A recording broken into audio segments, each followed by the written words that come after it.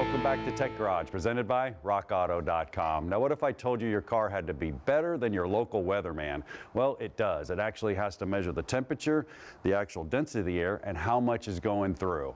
And that's important. So, Garage Ed, we're going to talk about the mass airflow sensor. Well, here it is, located right here on the intake manifold, somewhere where it's going to measure the air going into the engine. Now, how does it work? Well, I have a couple types. I have one right here. Could be a hot wire. It could be a blade type. I actually have one cut away right here so I can demonstrate for you. Now, what's going on? Well, air's passing through this. Now, think about it for a minute. My computer is actually sending a voltage and an amperage to this. And what happens is, if I blow through it, and I blow through it lightly, I may cool the wire down just a little bit. So it gives it a little bit of amperage. Then it correlates that through a frequency, and it says, here's the air coming through it.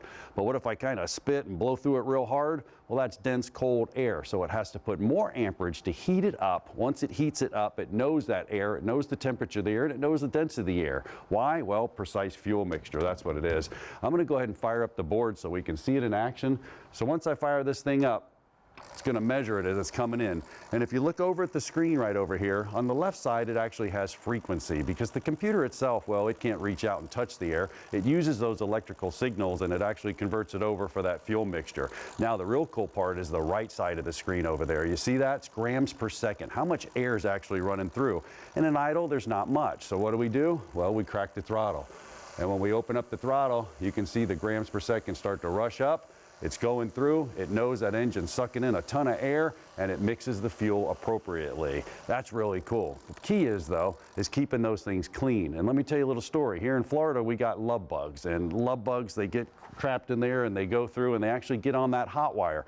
Well, if they get on that hot wire, that's a false resistance. So what does the computer do? He tries to jack up the voltage to it. Hey, he thinks that the car's really, really cold, starts running it rich, you get bad fuel mileage. So that's a good reason why we need to check in with Brian and clean that mass airflow sensor. Well, clean is absolutely critical. You're going to see why here in a second. This is pretty easy access. So I'm going to pull the connector. I've already got the clamp loose here. Take care of that connector. It's brittle. There's a lot of heat up here. Slide this back. We're going to roll this right off right here and let you get a good look at those blades. John was talking about the blades. More important, see those little heating elements? Those are typically platinum or nickel, and you got to take care of them. Don't touch them, you'll damage them. But we've got to clean this stuff with the proper chemical. You can't use brake clean, gum out, carburetor cleaner. Don't do it. Use mass airflow sensor cleaner. I'm going to clean this first, then we're going to do a visual inspection of the whole rest of the system. So, to clean it, you want to follow the path of air coming in first.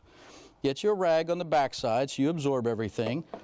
Hold an open space. Wear goggles if you need to. I'll hold it away from me. Spray it pretty liberally, full blast. You want that pressure to clean those elements. All right?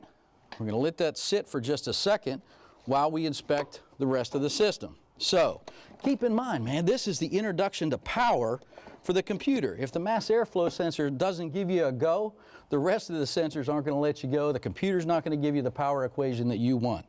So, harsh environment. Check the connector, it looks good. Now, a lot of vehicles have a long tube on that air duct, that air intake.